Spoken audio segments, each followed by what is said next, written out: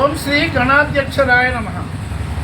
మనం శ్రావణ మాసంలో అద్భుతమైనటువంటి పుణ్యమైన పండుగల్లో శ్రావణ పౌర్ణమి రోజు శ్రవణ నక్షత్రంతో కూడిన చంద్రుడు వచ్చిన పుణ్యమైన తిథి కాబట్టి ఇది శ్రావణ పౌర్ణమి అనే పేరు వచ్చింది.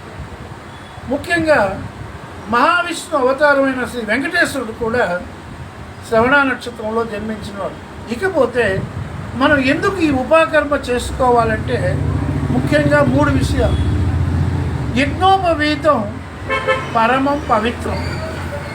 అందువల్ల మనకు జీర్ణ ఉపవీతం ఎందుకు మార్చుకోవాలి, ఎన్ని పోగులు ఉండాలి అన్నదానికి ముఖ్యంగా తండ్రి మనకు గురువు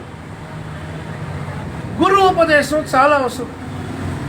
పూర్వం బ్రహ్మచర్యగా ఆశ్రమాన్ని పొందేటప్పుడు బ్రహ్మచారి 3 పోగులు యజ్ఞ ఉపవీతం మార్చుకుంటాడు. యజ్ఞాది కార్యాలు చేయడం కోసం, జప తపాలు చేయడం కోసం, హోమాలు చేయడం కోసం ఒక పవిత్రత, యజ్ఞోపవీతం పరమం పవిత్రం అని చెప్పబడింది.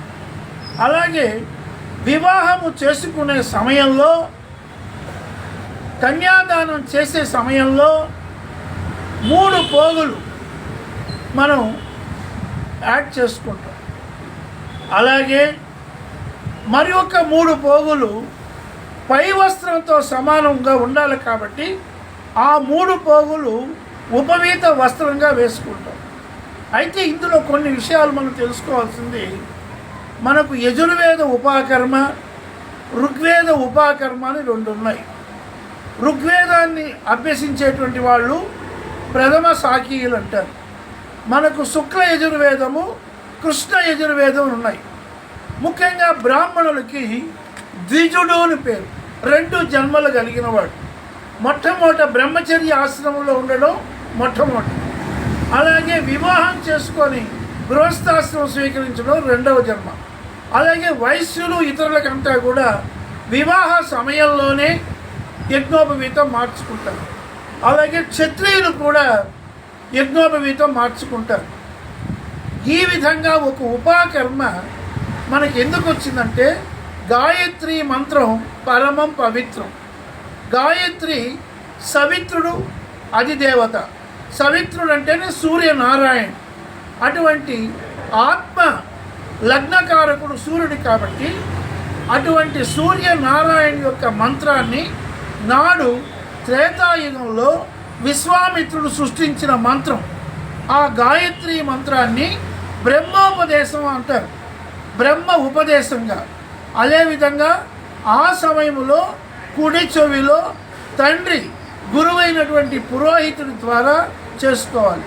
ఈ ఉపనయనం కూడా తండ్రి యొక్క నక్షత్రం, కుమారుడి యొక్క నక్షత్రం, తారాబలం కూడా సరిపోవాలి. ముఖ్యంగా ఈ ఉపవీతం అనేటువంటి దానికి, జీర్ణమైన ఉపవీతం మార్చుకోవడానికి శుభాశుభాల్లో ఎన్నో విషయాలు ఉన్నాయి.